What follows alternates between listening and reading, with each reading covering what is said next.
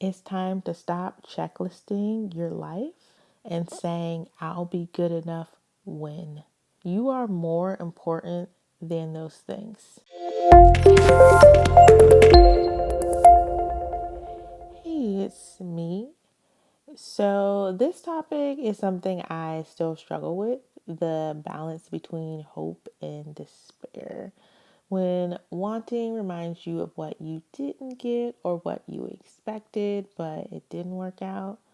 This could be for many things like a relationship, a career, money, a certain company you wanted to work with, or having your own company.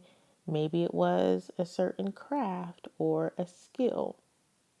We get stuck in this zone of feeling less than and comparing ourselves to who we thought we should be. I feel like a big part of it is that picture in our head from when we were younger that was, I'm going to have this job, this house, this life by dot, dot, dot. And as we get older, we start to have this imaginary clock counting down where we need to meet these expectations of ourselves. But sometimes we let the despair hit so heavy we lose our hope. The moment, it could be fleeting or it may last a while. So I'm going to go over a few different paths, being acceptance, duality, and neutrality. So I'm going to start with acceptance. If your expectations on your life is crippling you, accept where you are now. Stay with me because I'm going to round down my point. But accept where you are now of whatever its circumstances may be. Accept that you may be alone. Accept that you don't have your dream job. Accept that you don't have meaningful friendships, fill in the blank, etc., etc. So now what? What do you want to do? If you're putting your worth, your confidence, or validation on those things, it's time to stop checklisting your life and yourself and saying, I'll be good enough when. And I know realistically, this is easier said than done. I'm not saying stop wanting, but stop obsessing, criticizing, blaming yourself, and thinking you can never be happy until I have A, B, and C. You are more important than those things. Focus on what else do you want for yourself, but not from an area of external validation or societal expectations. I mean, find what brings you joy. For example, say you always wanted to be a singer, but it hasn't really panned out into a career for you, but you truly enjoy it. So you continue to sing in your free time because you aren't waiting on external validation to confirm how you should spend your time. And this can be a tricky situation. Sometimes you may need to take a break from it and then get back into it, but ultimately come to a path of acceptance and figure out what you want to do next. And I think another reality to also consider is when we get something that we want, we feel like there is something else that we want. And that's the other part that I mean with acceptance. It's almost like a never ending thing or a never ending expectation of, I got this, but now there's this issue or now there's that problem. Come to acceptance of where you are, but also acceptance that life is not perfect. Just because you have or don't have something, life will continue to be life. So find what makes it enjoyable.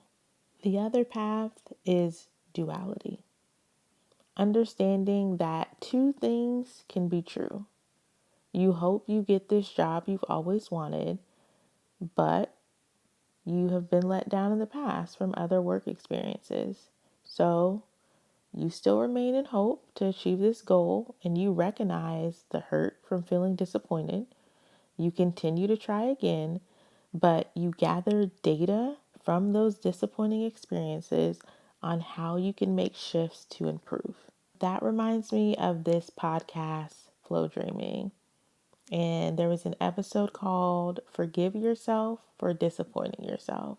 So many gems were dropped, but the essence is really in the title.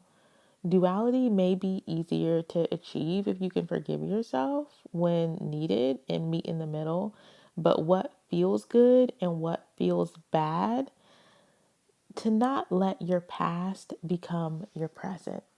Keyword: become, not affect. Your past can affect your present, but don't let your past become your present. And this is related specifically to negative experiences. You want to be able to make a separation where you are not bitter, where you are not in a space where you are allowing things to repeat out of space of ignorance either. So there is a balance there, truly. The last path is neutrality. If you are in an area of uncertainty and not feeling hopeful, but also not in a place of doubt, explore mildly. Sometimes we need to find the new thing by exploring what feels neutral.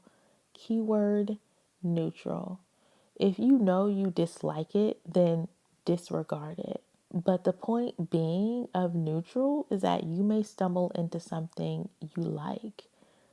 Great advice that was given to me was learning what we don't like is as important as what we do like.